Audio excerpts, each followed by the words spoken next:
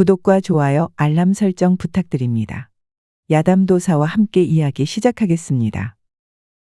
옛날 한 작은 마을에 한목수 청년이 살았습니다. 이름은 김진으로 괴팍하다는 평을 듣고는 했어요. 김진 저놈은 맨날 111이구만. 대패질만 하루 종일 하곤 말이야. 하도 깐깐해 자기 맘에 들지 않으면 집에 가지도 않고 밤새 나무나 다듬는다는구먼. 그런 말 말게. 알고 보면 저리 꼼꼼하고 잘하는 이 흔치 않아.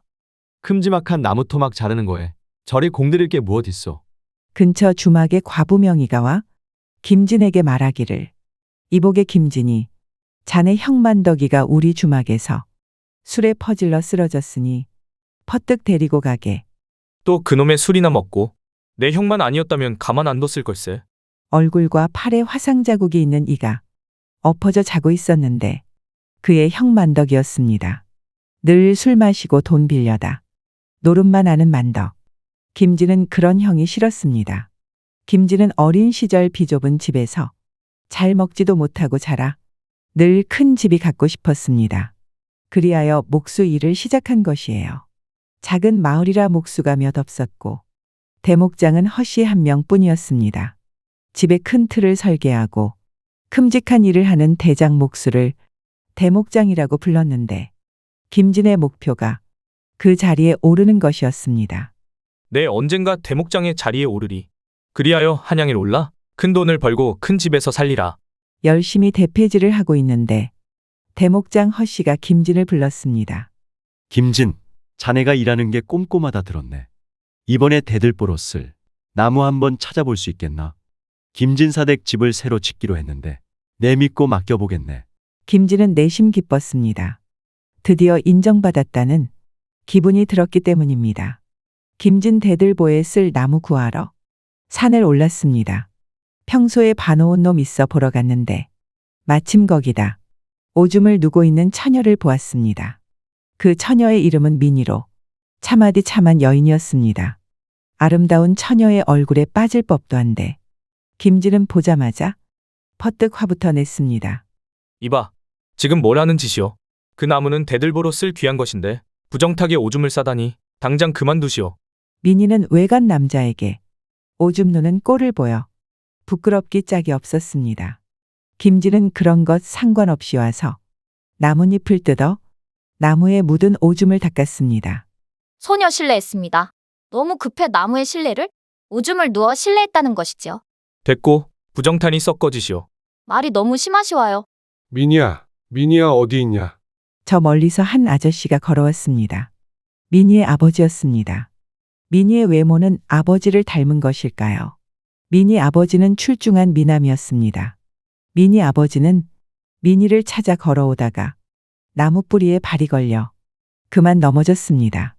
그참에 바닥에 흘린 민희의 오줌이 민희 아버지 얼굴에 잔뜩 묻고 말았습니다. 아이고, 아버지 괜찮으십니까? 아이고 아프다. 근데 흙이 왜 이리 축축하고 비릿하냐? 어르신, 괜찮으십니까? 머리가 빙빙 돌아 잘 걷지도 못하겠소. 민희 아버지는 바닥에 풀썩 주저앉았습니다. 이것 참 어찌하면 좋은가? 초면에 실례이오나? 혹 저희 아버지를 집까지만 데려다 주실 수 있으십니까? 김진은 인지상정이라 어쩔 수 없이 곤혹스런 부탁을 들어주었습니다. 민희 아버지를 업어 데려다 주기로 하였지요. 민희 애비에게서 민희 소변 냄새와 흙 냄새가 섞여 알 수 없는 향을 내고 있었다지요. 하지만 김진은 그 향이 왠지 싫지는 않았습니다. 민희가 사는 집은 초라한 거의 움막에 가까운 집이었어요. 그 모습을 보자 김진은 마음이 좀 아팠습니다. 김진 자신도 비좁은 움막에 살았던 적이 있었기 때문일까요? 김진은 자신의 어린 시절을 떠올리고 있었습니다. 아버지와 형과 작은 움막에 살다가 어느 날엔 움막에 불이 나 아버지는 돌아가시고 형과 자신은 거리에 나앉아 하루하루 근근히 살던 시절을요. 그런 힘든 시절이 있었기 때문에 김진이 그렇게 일에 몰두하는지도 모르겠습니다. 감사합니다. 답례로 뭐라도 차려드려야 하나? 형편이 보시다시피 변변치 않습니다. 어찌하여 노쇠하신 부친을 두고 이런 집에서 살고 계신 것이오, 처자? 김진의 말투는 아까 전과는 다르게 부드럽고 조심스런 어조였습니다. 그게 사정이 있어. 다른 마을에서 건너온 후 며칠 전부터 이리 살고 있습니다. 앞으로는 어쩔 작정이요? 모르겠사옵니다. 이리 살면 아니 돼요. 사람이 무릇 의식주가 갖추어져야 하거늘. 그것은 압니다만서도 방도를 알려주시와요. 일단 어느 정도 괜찮아질 때만이라도 우리 집에서 같이 살도록 하시오. 아니 어찌 처음 본 저를 선뜻 도와주신단 말이십니까? 사람이 일단은 비 안 새는 데에선 살아야 하지 않겠소. 그렇기는 합니다마는 남녀가 유별한데 어찌 처음 본 분의 집에 불쑥? 사람나고 예법이 있지. 노쇠한 아버님을 생각해서라도 그리하시오. 날도 이제 쌀쌀해지거늘. 예, 이 은혜 제가 꼭 갚겠습니다. 그래, 내 잊지 않고 따박따박 받을 것이니. 미니가 혼잣말로 중얼거렸다. 까칠하다가도 부드럽고 부드럽다가도 꼭 얄미운 구석이 있으니 참 어렵구나. 집에 가니 김진의 형 김만덕이 마당에서 술을 마시고 있었습니다. 왔느냐? 그분들은 니시냐? 사정이 딱한 분들인데 형편이 좀 나아질 때까지만 같이 살기로 했소. 아이고, 집에 군 식구가 늘어나는구나. 그러는 형도 나에게 얹혀 사는 것 아니오? 그야 그렇지. 뭐 나야 사람 많으면 시끌시끌하고 좋지 뭘. 그리하여 김진은 형 만덕이와 미니 아버지 이렇게 네 사람과 같이 살게 되었습니다. 미니는 주모가 일하는 주막에서 틈틈이 일손을 거들기로 하였고요. 남정네 둘만 살던 집에는 조그만 활기가 감돌았습니다. 미니는 꼭두 새벽부터 부엌에서 불을 떼고 있었어요. 아침들 드십시오. 오랜만에 푸짐한 아침이었습니다. 허멈, 모두 들잤구나. 간만에 고기까지 먹는구나. 무슨 일이오, 처자? 주막에서 남는 재료 좀 받아왔습니다. 주모가 제게 잘해주셔요. 그 명의가? 늘 고맙네 그려. 미니 아버지의 양뺨이 붉어졌다. 고맙게 먹겠소이다. 맛있구려. 김진은 제일 먼저 밥그릇을 비우고는 일어났습니다.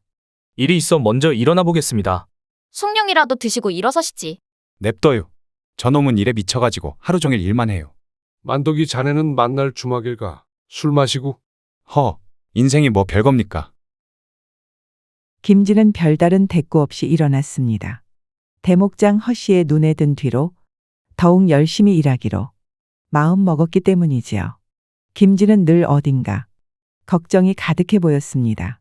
그래서 매번 일에만 몰두하는 걸까요? 하지만 이번에 대목장 눈에 들어 언젠가 대목장이 되는 것도 꿈이 아니게 되었습니다. 대목장은 집을 짓는 큰 일을 좌지우지하는 대장이지요. 먹고 살기도 훨 수월할 것이고 잘만 하면 큰 집에 살 수도 있을 것입니다. 그렇기에 김진에게는 언제보다도 중요한 시기였습니다. 오늘도 자네가 1등으로 도착했구먼. 일을 하던 김진 뒤편에서 허씨가 나타났어요. 열심히 해야죠. 그래, 그래야지. 나는 조만간 은퇴할 계획이라네. 만약 이번 일 잘 되면 자네가 그 뒤를 이었으면 하는구먼. 내 그땐 여러 가지 가르쳐 줌세. 부족한 제게 큰 기회를 주셔서 감사합니다. 차질 없이 되도록 노력하겠습니다. 그래, 잘하고 있어. 다만 늘 뭔가에 쫓기는 사람 같네. 자네는 좀 더 여유롭게. 응? 여유? 네, 명심하겠습니다. 여유를 가지고. 말은 그렇게 했지만 김진에게 여유란 참 낯선 말이었습니다. 늘 일에만 몰두했지요. 점심이 되자 미니가 새참을 이고 나타났습니다. 이것 좀 드시고 하셔요. 고맙소. 잘 먹으리다. 그런데 갑자기 비가 내리는 게 아니겠어요. 오늘은 영날이 아닌가. 목재는 들여놓고 오늘은 마무리하지. 정리를 마치고 오니 미니가 처마 밑에서 비를 피하고 있었습니다. 둘은 비를 피하며 조용히 새참을 먹었지요. 오늘은 일이 없는데 무얼 하시나요? 요즘 바쁘게 지내셨으니 쉬시는 건 어때요? 나는 쉴 때 건축 관련 서적을 읽는다오. 열심히시군요. 그래도 오늘은 좀 쉬어요. 비가 오는데 무얼 할 수 있겠어? 뭐 어때요? 이미 홀딱 젖었는걸. 그 말에 무심코 김진은 미니의 가슴팍을 쳐다보았습니다. 젖은 저고리 사이로 살결이 비쳤지요.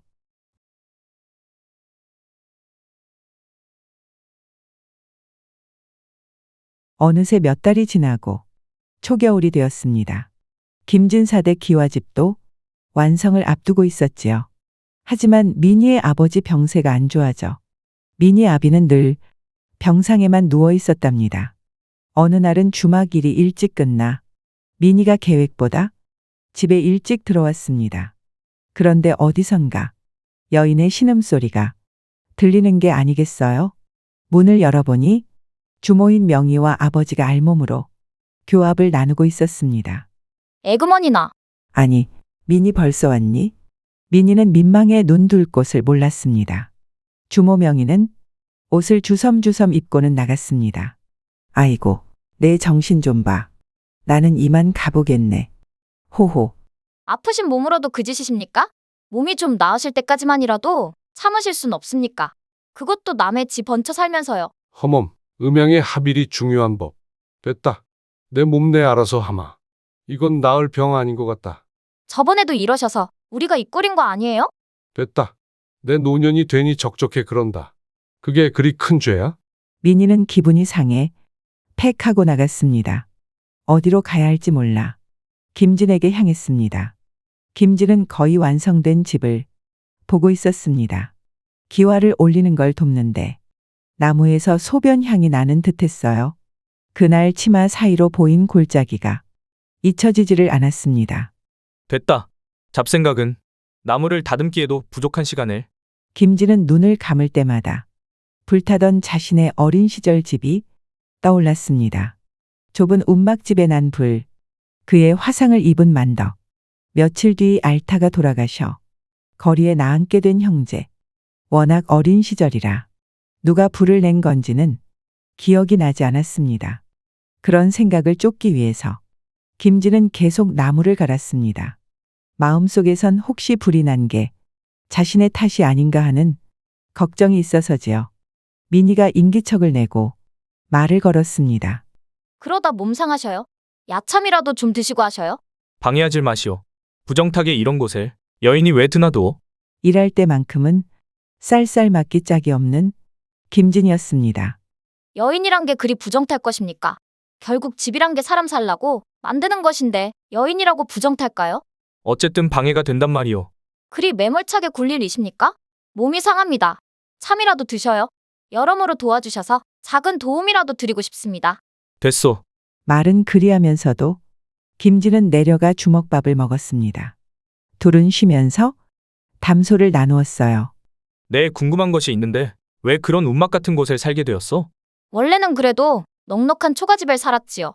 헌데 아버지가 대감집 만화님과 오입질을 하다가 걸려 그만 몽둥이질 당하고 쫓겨나셨습니다. 뭐라? 허허, 그분도 참 기운 넘치시는 분일세. 저도 궁금한 것 하나 여쭤도 되겠습니까? 왜 그리 죽자 살자 일을 하십니까?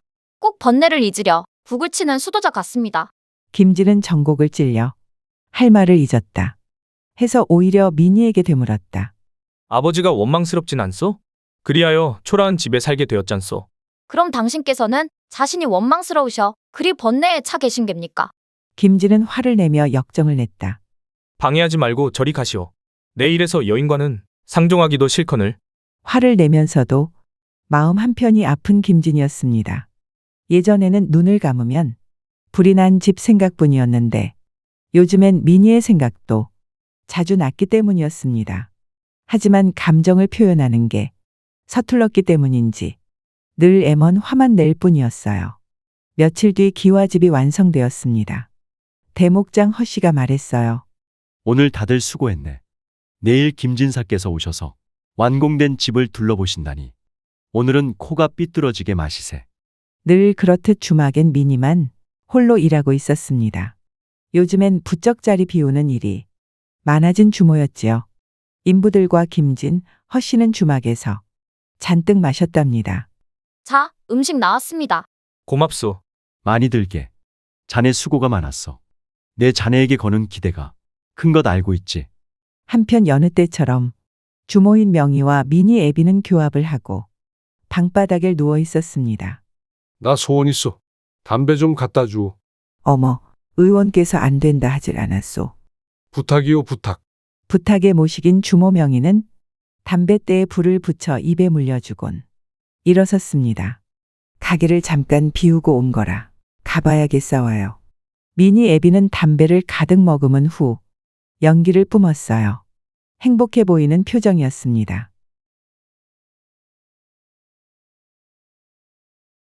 한편 주막에선 사람들이 술독을 비우다시피 하며 다들 만취했지요. 많이 마셨으니 이만 일어나겠습니다. 허허, 뭘 그리 서두르나. 민희와 같이 들어가는 거 아니었나? 호호, 저는 할 일이 많으니 먼저 들어가시지요. 그때 막 도착한 주모 명희가 말했지요. 나왔어. 민희야 홀로 고생 많았다. 내 마무리할 터이니 진이와 같이 들어가라. 해서 둘은 나란히 걷고 있었어요. 걷다가 둘의 손이 스쳤습니다. 둘 다 깜짝 놀라 손을 뗐지요. 이상한 공기가 둘 사이에 흘렀습니다. 내가 공사한 집이 완공됐다오. 한번 보러 가지 않겠소? 먼저 그런 말을 하시고 어쩐 일이세요? 보면 내 왜 그리 일을 열심히 했나 알 것이오. 커다란 기와집이 눈앞에 드러났지요. 완성된 걸 보니 감개무량하네요. 자, 이리 들어와 보시오. 김진이 손가락으로 대들보를 가리키며 말했어요. 저게 그때 당신이 오줌 눈대들 보여. 부끄럽게 그런 말은 취하셨나요? 흐흐, 그런 것 같소. 자, 이쪽은 사랑방이요. 참 넓은 집입니다. 내 소원이 있어. 이리 큰 집에 사는 것이요. 돈이 많이 들겠지만 그래도 호호, 분명 그리 되실 겁니다. 그때 나와 같이 그 집에 살지 않겠소? 민희는 눈을 동그랗게 뜨며 김진을 바라보았지요. 까칠하기만 하던 그 마음속 진심을 들은 민희는 어쩔 줄 몰라 하다. 이내 눈을 감았습니다. 둘의 입술이 포개어졌고 이내 격렬히 저고리를 벗어 던졌지요. 겨울이었지만 알몸임에도 둘은 춥지 않았습니다. 뜨거운 사랑을 나누었기 때문이지요. 기분이 이상해요. 갑자기 민희가 오줌이 마려운 것이었습니다. 사랑방의 바닥에 오줌을 싸면 큰일인 것이었습니다. 김진은 자기도 모르게 민희의 오줌을 다 받아 마셨습니다. 새큼하고 녹진한 향이 입안 가득 피어올랐습니다. 민희의 오줌을 다 마시고 닦아주는데 갑자기 사랑방의 문이 열렸습니다. 대목장 허씨였습니다. 자네들, 지금 이게 무슨 짓인가? 민희는 옷가지로 가슴을 가렸습니다. 부끄러워 얼굴을 푹 숙였지요. 김진사 댁 사랑방에서 이런 망측한 짓거리를 하다니. 여긴 사유지일세. 함부로 이래도 되는 곳이 아냐. 특히 자네 김진. 실망이 크네. 대목장님, 한 번만 용서해 주십시오. 술에 취해 저도 모르게. 그래. 결정하게. 자네를 홀린 저 여자를 관아에 넘기던가. 목수 일을 그만두던가. 그건 저의 잘못이옵니다. 제가 부추겼으니 저를 잡아가시와요. 그리하겠나? 김진의 머릿속이 복잡했습니다. 그토록 권했던 대목장이 눈앞에 있었지만 사랑하는 이를 또다시 잃을 수 없었습니다. 그제야 김진은 깨달았습니다. 자신의 마음을 그토록 불편하게 했던 것은 불타버린 집이 아니라 소중한 이를 잃는 아픔이라는 것을. 죄송합니다. 제가 책임을 지고 물러나겠습니다. 그런가? 어서 떠나게. 다시는 얼굴도 보고 싶지 않네. 김진과 민희는 눈물을 흘리며 달려갔습니다. 그런데 저 멀리서 매캐한 연기가 날리는 게 아니겠어요. 불안한 낌새가 느껴졌습니다. 가보니 김진의 집이었죠. 사람들이 양동이로 물을 퍼나르고 있었습니다. 김진의 집이 불타고 있었습니다. 이 무슨 아바이, 제 아바이가 보이질 않습니다. 물러서시오. 큰 불이라 이미 가망이 없소. 아니 됩니다. 아바이. 민희의 얼굴에서 하염없이 눈물이 흘렀습니다. 나쁜 일은 한 번에 일어난다니 그게 정말일까요? 집은 불에 타 무너져 내렸습니다. 민희는 김진의 도움을 받아 조촐하게 상을 치루었죠. 만덕과 민희, 김진은 주몬의 주막에서 신세를 졌습니다. 만덕은 노름에 빠져 지냈습니다. 김진은 마기를 하며 입에 풀칠을 했지요. 어느 날은 집에 들어왔는데 민희가 술을 마시고 있었어요. 늘 정갈하던 그녀의 모습과는 달리 흐트러진 모습이었습니다. 벌려진 다리 사이로 속꽃이 내비쳤습니다. 웬 술이요? 정신 못 차리겠어서 마시오. 왜? 부정탑니까? 상심이 크시겄소. 시원섭섭합니다 그려. 몹쓸년이지요. 원래 병수바라고 그런 게 힘든 것이요. 다른 이들은 나비가 든든하다 그렇다는데 내 부친은 늘 오입질만 하고 다녔소. 배다른 남매가 있을지도 모르지요. 나는 부친을 일찍 여의어 모르오.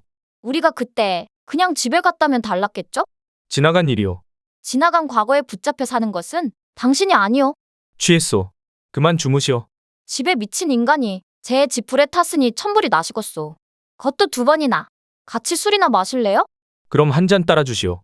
그때 갑자기 김만덕이 술에 거나하게 취해 나타났다. 민희는 슬그머니 일어나 건넌 방으로 넘어갔다. 나 죽는다. 동생아 나 좀 눕혀줘라. 왜 만날 술독에 빠져 사시오? 늘 나 혼자 일하느라 죽겠소. 제 정신으로 살기가 쉽지를 않구나. 너는 어찌 그리 성실하게 잘 지내냐 그려? 나도 미치겠소. 왜 그리 사시오 대체 왜? 내 인생이 이런 것도 다 당신 때문인 것 같소. 뭐? 내 녀석 형에게 말 버릇이 그게 무엇냐? 예전에 우리 살던 집 불난 것도 혹 형이 그런 것이요? 그래서 그리 술 마시는 거고? 그래, 내가 지른 게 맞다. 왜 여태만 안 했어? 말한다고 그게 달라지냐? 그래, 우리 집안이 다 일이 된 것도 내 탓인 것을 술이나 마셔야지 별 수 있냐? 이번에 불난 것도 당신이요? 당신이 그랬어? 그리 말해, 네 마음이 편해진다면. 그래, 내가 질렀다. 당신 같은 형 없는 게 나을 것이오. 김진은 매몰차게 방문을 닫아버리고 나갔다. 며칠 뒤 주막에 가보니 주모인 명희가 불렀다. 만덕이가 자네에게 이걸 전해주라면서 떠났네. 언제 돌아올진 모른다는구만. 이 인간이 집엔 불을 내더니 이번엔 그냥 떠나시겠다. 그래, 속 시원하구만. 사실 불은 내가 건네준 담뱃불 때문에 난 것 같구먼. 이제 말해 미안하네. 추궁을 당할까 두려워. 뭐라고요? 아니, 왜 이제야 말한 것이오? 열어보니 큰 돈이 있었다. 편지엔 이렇게 써 있었다. 늘 짐이 되는 형이라 미안하다. 노름으로 큰 돈을 땄어. 이걸로 다시 집 짓는데 보태거라. 바보 같은 형 같으니. 그러나 그의 눈에선 눈물이 하염없이 흐르고 있었다. 더욱 화가 나는 것은 불이 난 것이 형이 아니라 미니애비 때문이었다는 거다. M1 형이나 욕했으니 그 상처 얼마나 크겠는가.